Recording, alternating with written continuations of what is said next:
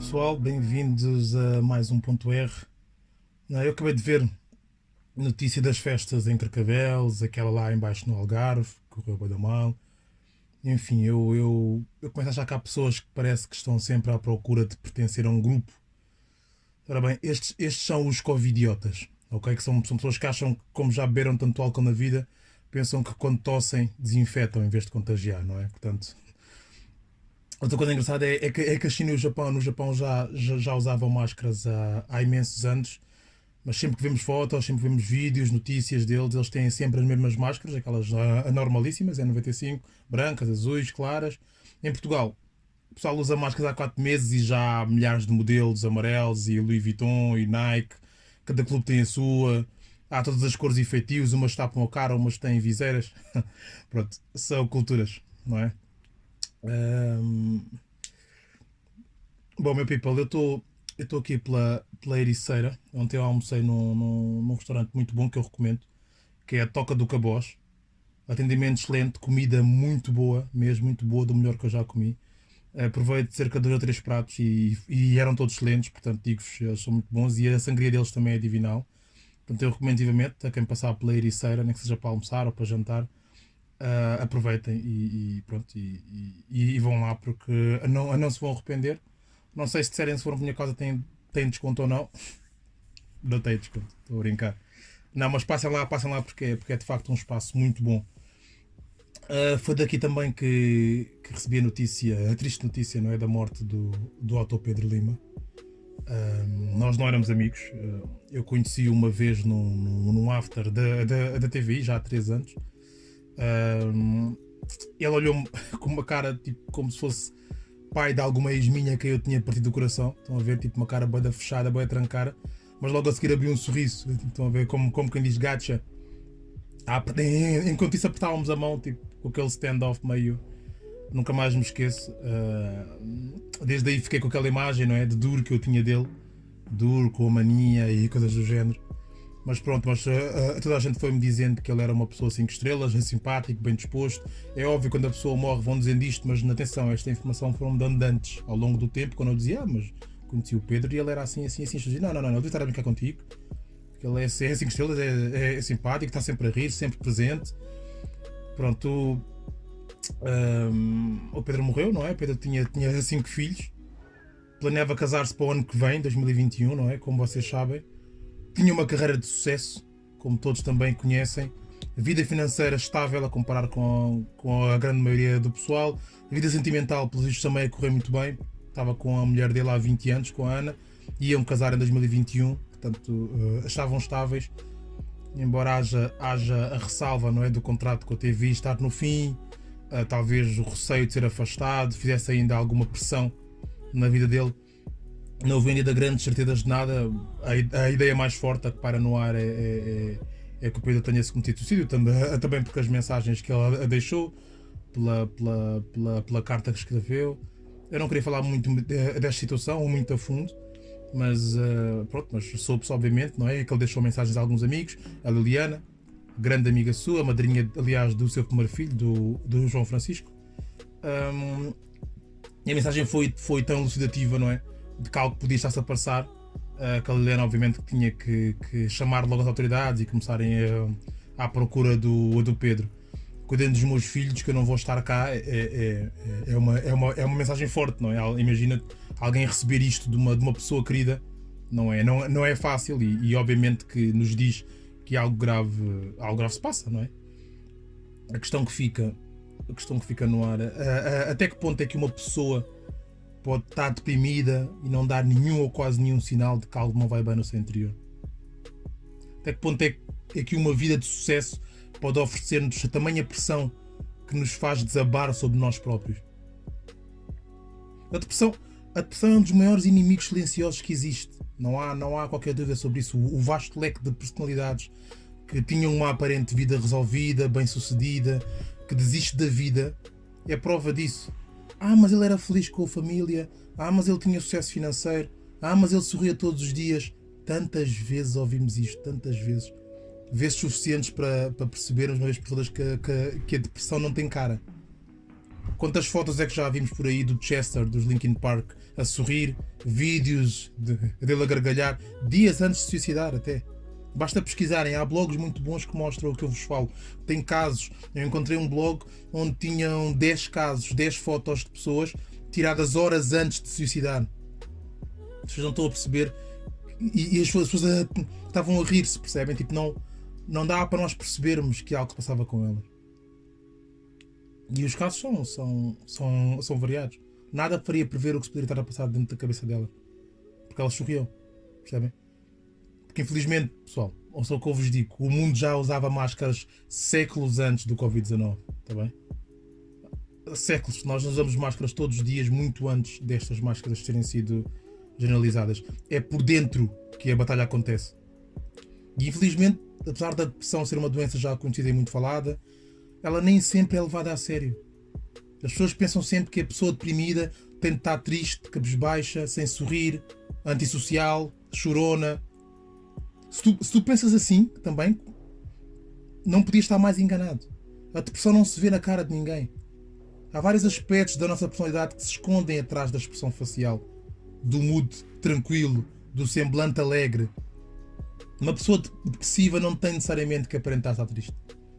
E depois também há aquele hábito de se pensar que a depressão vem e diz: cheguei, estou aqui, de repente, zás, estás depressivo. É mentira. É mentira. A doença instala-se muito devagar, silenciosamente.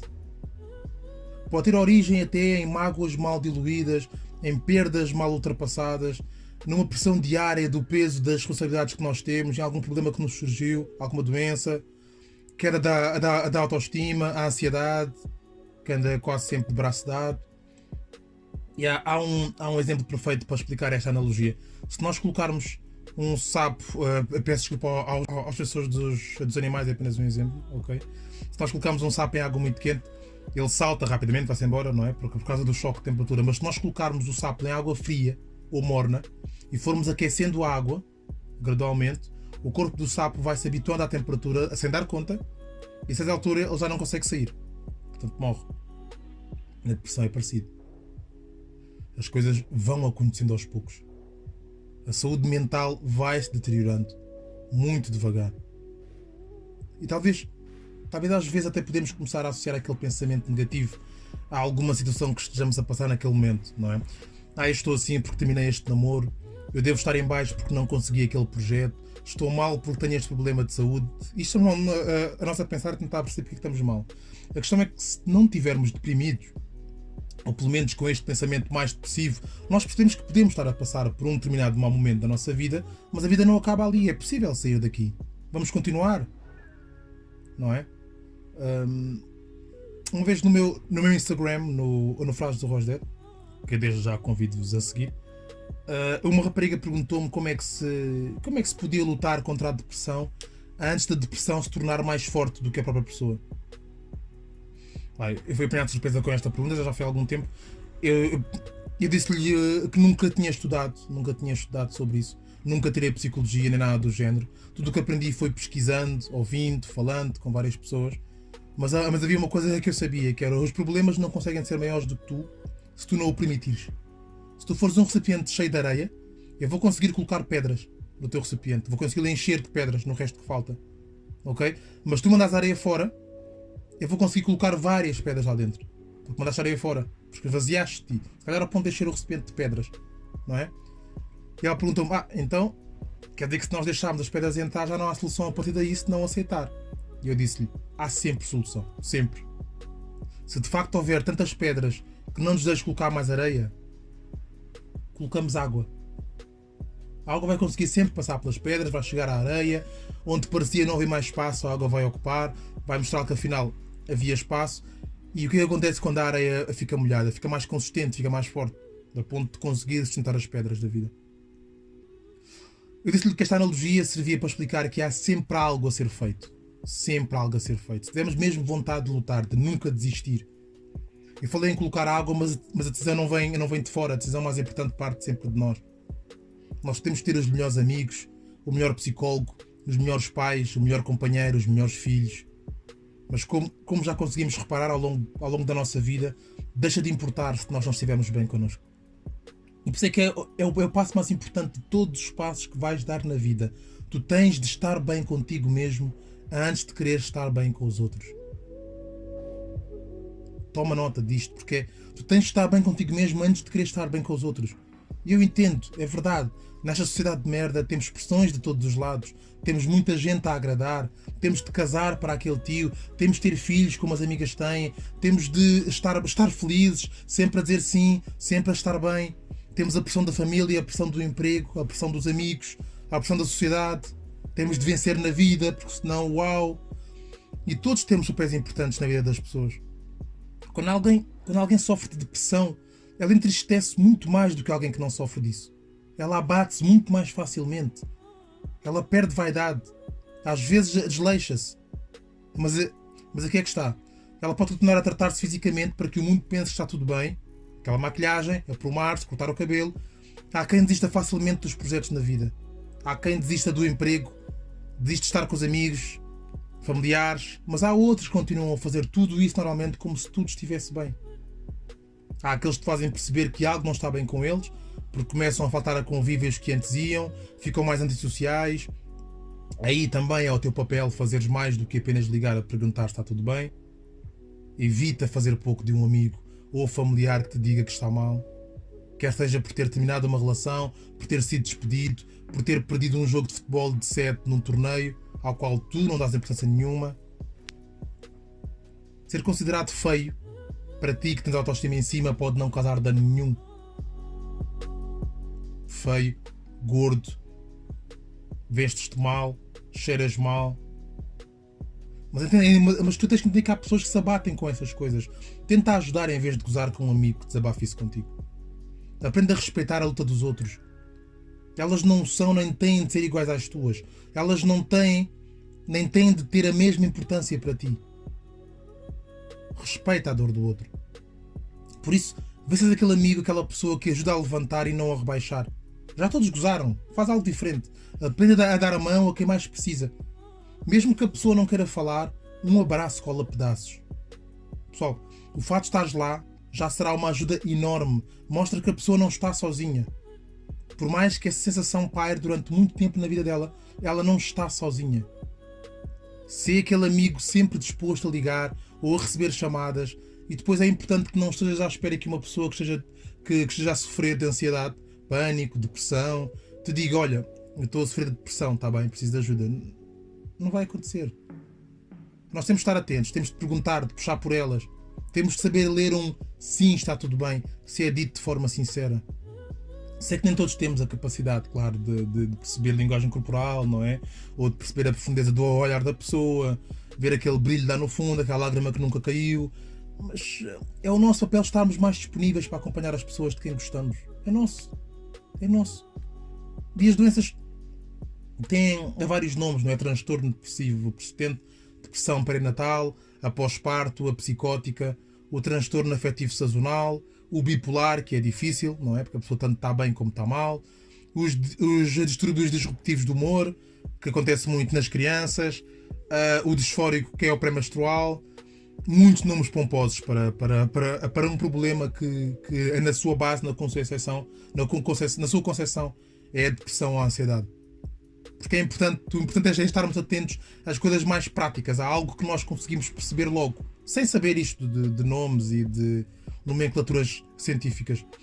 Sabemos ver que quando alguém está com o humor em baixo, está ansioso, tem aquela sensação de vazio, não é? Que nada lhe preenche, sentimentos de desespero, luto, pessimismo intenso, fácil irritabilidade, aquelas pessoas que se irritam facilmente, sentimentos de culpa, sentirem-se inúteis, desamparados, perderem o interesse ou o prazer pela vida, não é? A falta de a vontade de viver, de não fazer nada, pouca energia, de falarem devagar, andarem devagar, sentirem-se inquietos, problemas em ficar sentados, não conseguirem se concentrar, lembrarem sempre de momentos maus, estão sempre a bater naquela tecla, a lembrar que passaram aquela situação má, não conseguirem dormir, acordarem cedo demais, falta de apetite, mudanças de peso. Pronto, e depois os mais graves, que é a falarem sempre de morte, pensarem em suicidar ou tentarem suicidar. Pessoal, é é o que eu costumo dizer às vezes quando as pessoas partilham algum dos problemas deles. É nossa responsabilidade cuidarmos de quem amamos. É nossa, não é do médico X ou do médico Y. É nossa responsabilidade de cuidarmos de quem amamos. Os médicos vão estar lá para resolver o que eles conseguem resolver. Mas há coisas que só o amor e o carinho resolvem. E vocês sabem do que é que eu estou a falar.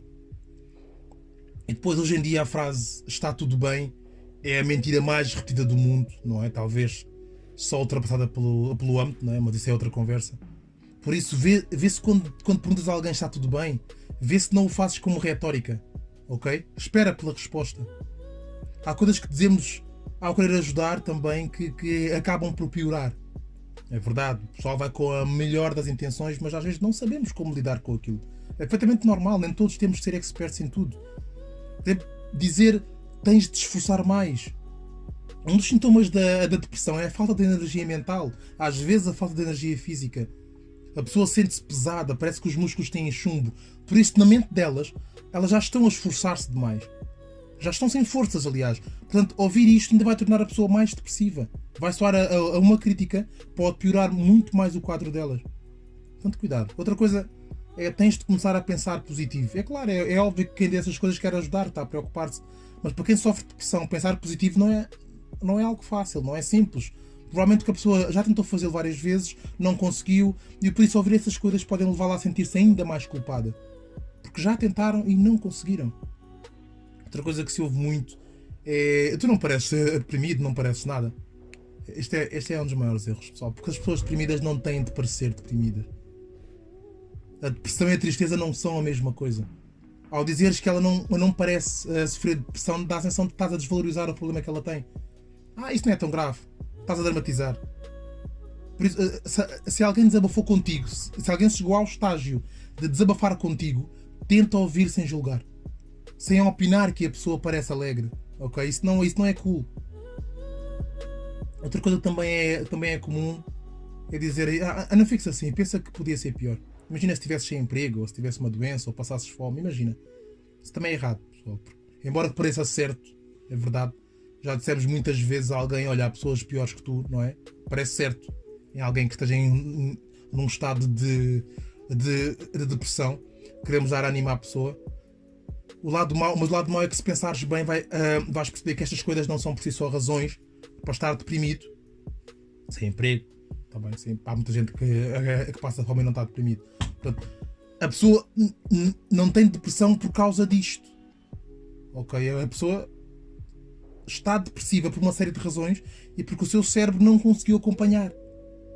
Normalmente a pessoa não sabe qual é a razão para estar assim. A depressão não tem tanto a ver com as coisas que acontecem, claro que elas influenciam, mas tem mais a ver como nós nos sentimos perante as coisas que acontecem. E é preciso que percebamos que não é a mesma coisa. Não é eu fiquei mal ou eu fiquei depressivo porque fiquei sem emprego.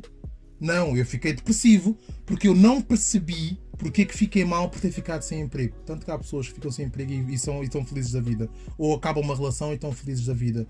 Ou têm alguma doença. Tenho uma amiga que é espetacular.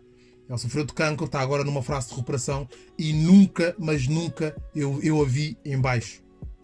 Muitos até diziam que era uma fachada, que era um truque que ela usava para as redes sociais, you name it, diz o que tu quiseres. Eu nunca a vi em baixo. Tu estás ao pé dela, tu sentes-te, percebes? Tu sentes-te up, tu sentes-te bué da bem, o ambiente fica super leve.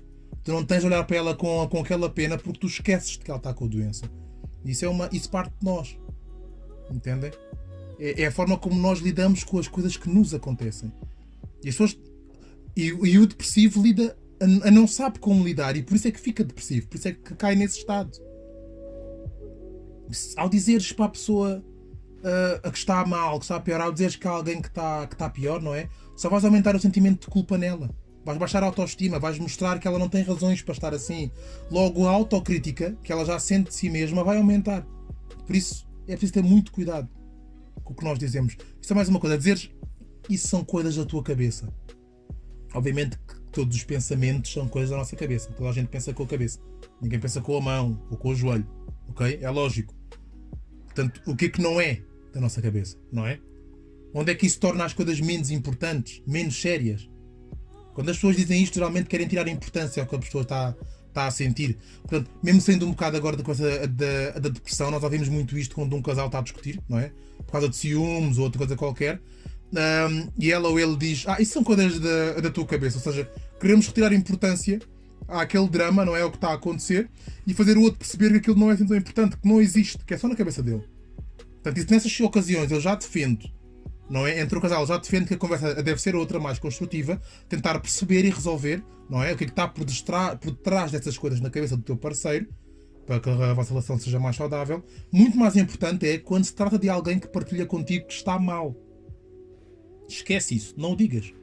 É óbvio que são coisas da cabeça dela, mas é exatamente por isso que tem que ser levado a sério. E se alguém desabafa contigo, se alguém se cruza no teu caminho para dizer que está mal, passa a ser também a tua responsabilidade. É como eu vos disse há bocado. Podes fugir se quiseres, podes fugir dessa responsabilidade, mas capta-te com os meios que tiveres. Às vezes tens noção que não és a pessoa certa para falar com ela, para dar carinho, a força necessária, o conhecimento, a palavra certa, mas sabes quem é que pode ajudar, sabes para onde podes encaminhá-la. Faz isso. Entende que a dor física, por de facto, afeta-nos muito, mas a dor psicológica destrói muito mais. Muito mais, acredita. A depressão é dos últimos estágios da dor. Depois da depressão normalmente vem o suicídio, vem a desistência, a pessoa desiste, não consegue mais. Não deixes para depois arrepender-te ou sentires remorsos e ficares com a sensação de que podias ter feito mais. Por isso fica atento. Há uma coisa que eu aprendi sobre a depressão. Até agora temos provas físicas para 9 causas diferentes da depressão e da ansiedade. 9 causas, mais ou menos, que os experts conseguiram identificar. 2 delas estão na nossa biologia. Não é? Que os nossos genes podem tornar-nos mais sensíveis a estes problemas. Por isso é que vocês veem que há algumas pessoas que choram mais facilmente que outras, não é? São mais sensíveis e têm comportamentos diferentes. Há umas que se irritam facilmente, outras não. Tem a ver com os genes, pessoal. Isto não quer dizer que o nosso destino está nas mãos dos nossos genes. Há mudanças cerebrais reais que podem acontecer quando ficamos deprimidos, que dificultam encontrar a saída, a luz ao fundo do túnel. Mas a maioria dos fatores comprovados que causam a depressão e a ansiedade não estão na biologia. São fatores da nossa forma de viver. Assim que nós os compreendemos, abre-se logo um conjunto de diferentes soluções. Assim que nós deixamos de pensar apenas, não, isto é gene, por isso eu tenho que aceitar. E pensarmos, não, isto também tem a ver com o modo como eu estou a levar a vida. Encontramos logo um conjunto vasto de soluções que deviam ser oferecidas às pessoas em conjunto com a opção de tomar antidepressivos químicos. Logo, right away. Por exemplo, se sentimos a solidão, a probabilidade de ficarmos deprimidos é bem maior. Se estamos no emprego e nós não tivermos controle nenhum sobre o nosso trabalho e só pudermos fazer o que nos mandam, temos maior probabilidade de ficarmos deprimidos. Se raramente tivermos contacto com a natureza, temos maior probabilidade de ficarmos deprimidos. Há uma coisa que une muitas das causas da depressão e da ansiedade, não todas, mas muitas delas. É senso comum que todos temos necessidades físicas naturais, right? Então, a gente sabe, todos temos de comer, todos precisamos de água, todos precisamos de um local para viver, para morar, todos precisamos de respirar ar puro. Se isto nos fosse tirado, perderíamos a sensação de bem-estar, estaríamos em survival mode, em sarilhos, não é? Pronto. Ao mesmo tempo, todo o ser humano tem necessidades psicológicas naturais. Nós precisamos de sentir que pertencemos a algo. Nós precisamos de sentir que a nossa vida tem um sentido, um propósito, que as pessoas nos vejam, nos valorizem. Precisamos de sentir que temos um futuro que faça sentido. Esta cultura que construímos é boa em muita coisa. Temos de admitir, muitas coisas estão melhores que no passado. É um facto. Mas estamos cada vez piores em satisfazer as necessidades psicológicas básicas. E eu acho que isto não é muito fácil de assimilar, porque a maioria de nós pensa que a depressão é um problema apenas do cérebro daquela pessoa, não é?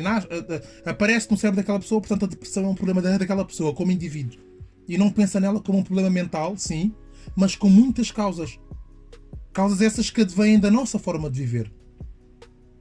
Eu li há uns tempos uma história de um médico sul-africano que foi ao Camboja em missão.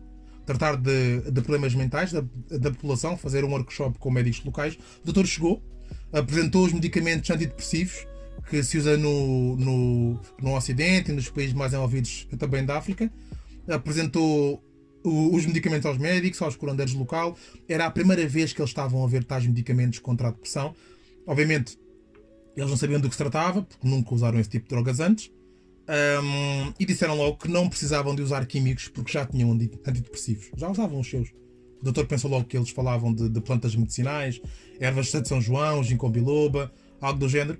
Mas um dos médicos contou-lhe uma história. Contou-lhe que havia um agricultor na comunidade que trabalhava lá na agricultura, nos campos de arroz, e um dia ele pisou uma mina, não é? Das antigas guerras com os Estados Unidos, e ficou sem uma perna.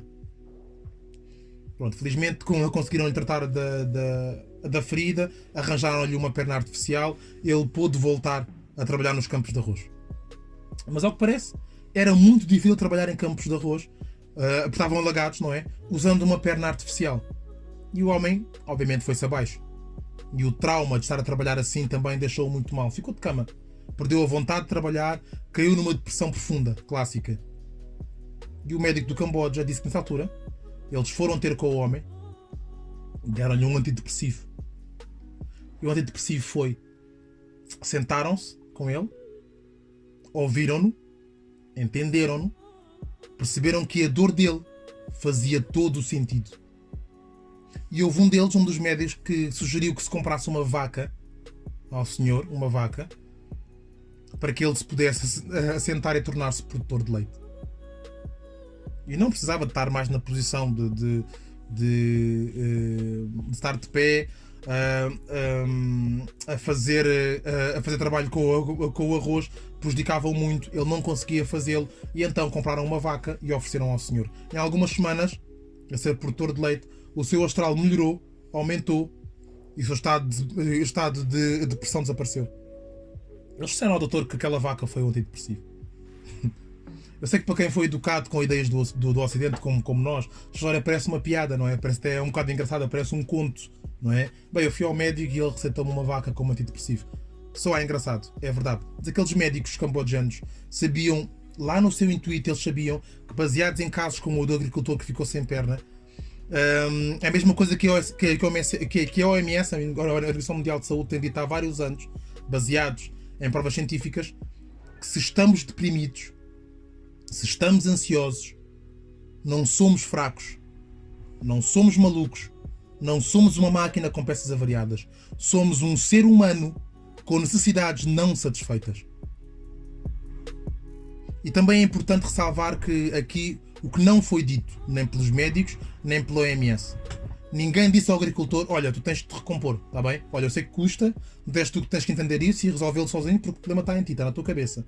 Cabe a ti resolvê-lo. Pelo contrário, mostraram que entendem o seu problema. Não interessa se é da cabeça dele, é um problema. E estavam lá para ajudá-lo. Estavam lá para ajudar a ultrapassar isso. É disto que uma pessoa deprimida precisa. É disto que uma pessoa depressiva merece. A própria OMS já disse há uns anos que era necessário que nós precisaríamos de falar menos em desequilíbrios químicos e falar mais nos desequilíbrios na forma como nós vivemos. Medicamentos ajudam. Trazem de facto alívios, é verdade. Funciona durante algum tempo, é verdade. Mas é precisamente por este problema ser mais profundo do que simplesmente biologia que as soluções também precisam de ser mais complexas do que simplesmente pensar em biologia. E como vos disse, há várias causas que podem resultar em depressão. Talvez falar delas seria levar este episódio a umas 10 horas de duração, por isso eu vou falar aqui de uma ou duas. Nós somos a sociedade mais solitária da história da humanidade. Como é que te sentes em relação a isso? Um estudo foi feito a algumas amostras nos Estados Unidos e também aqui na Europa. 39% das pessoas respondeu que sentem que já não estão próximas de ninguém como estavam antes. Imaginem, com toda esta tecnologia as pessoas dizem isso. E houve um dos maiores especialistas em solidão, o professor John Cacioppo. Não sei como é que escreve o nome dele. Só preciso, eu deixo na descrição para vocês pesquisarem. Ele tem um trabalho tremendo. sobre a solidão. E ele fala sobre a nossa sociedade atual. A perguntas como: Porquê que o ser humano existe? Porquê que estamos aqui? Porquê que estamos vivos? Uma razão fundamental é de que os nossos antepassados nas savanas em África, eles eram muito bons numa coisa. Nunca foram maiores que os animais que caçavam, nunca foram mais rápidos do que os animais que caçavam. Então porquê que tiveram sucesso? Porquê que conseguiram evoluir? Que trabalhavam em grupo, que cooperavam, faziam-no muito melhor que qualquer outra espécie. Assim como as abelhas evoluíram para viver em colmeia, o ser humano evoluiu para viver em tribos. E nós somos os primeiros humanos de sempre a dissolver as tribos. Pensem nisso.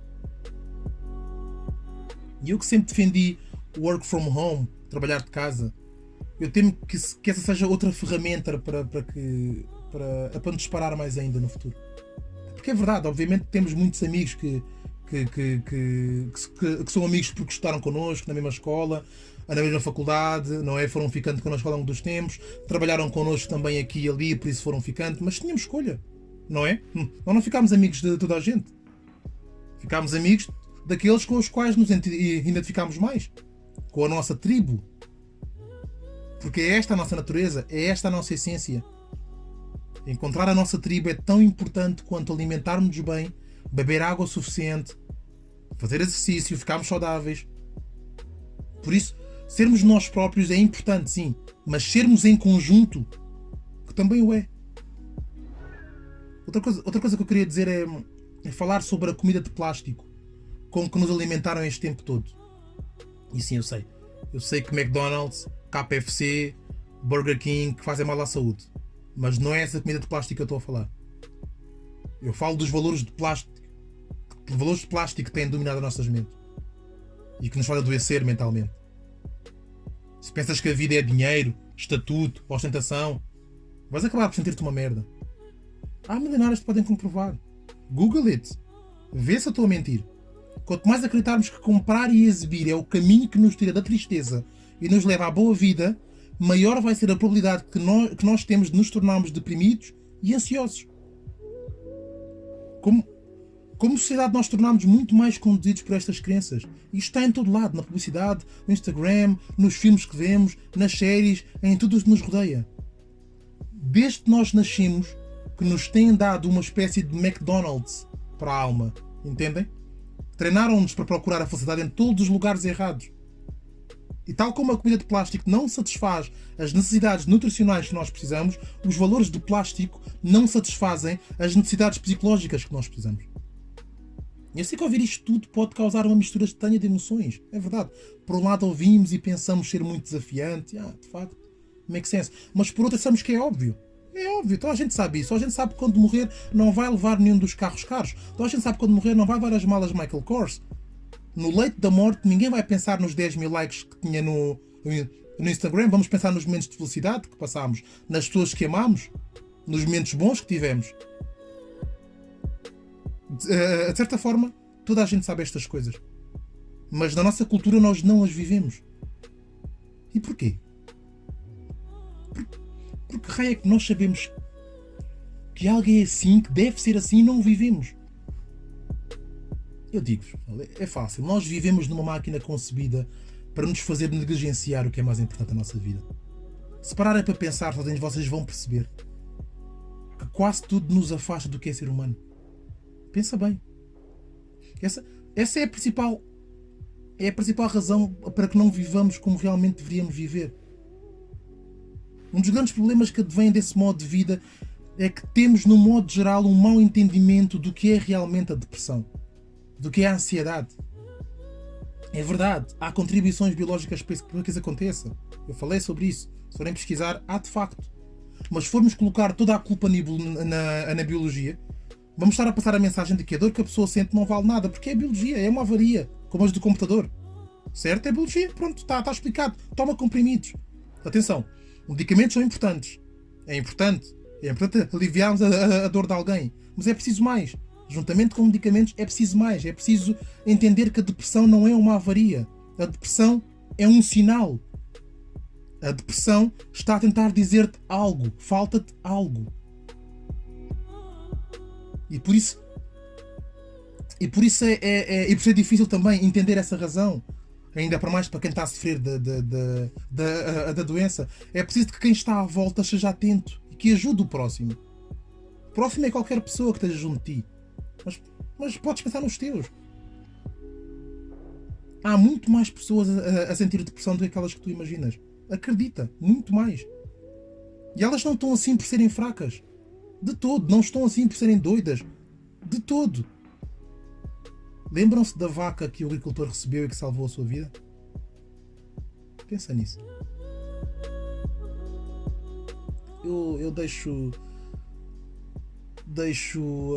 aliás, antes eu deixo obviamente a mensagem de que toda a gente sabe que eu tenho o Instagram Frases do Rosdet. Podem contatar-me por lá. Se alguém ouvir este podcast e quiser desabafar ou contar algo da sua vida, quiser conversar um bocado comigo, porque nunca é demais, pode fazê-lo. A minha página normal também é I am Rosdet, não é Ian Rosdet, como algumas pessoas pensam que é o meu nome. Ian Rosdet não é I am Rosdet em inglês. Podem falar comigo por aí ou por qualquer outro meio, pessoal. Quem tem o meu número sabe que pode falar comigo. Eu acho que é assim que devemos ser, ouvir mais os outros, ok? Ouvir mais os outros é muito importante.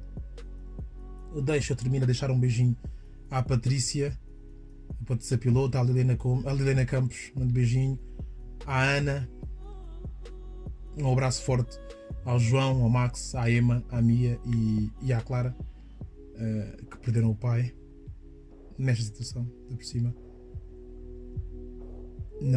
Não é suposto perdermos as nossas pessoas assim.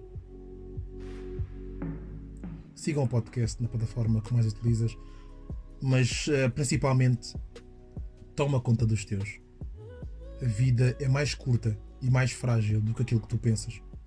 Ensina aos teus filhos que a dor do outro não é brincadeira. O meu nome é Rogério Nascimento. Este é o Ponto R.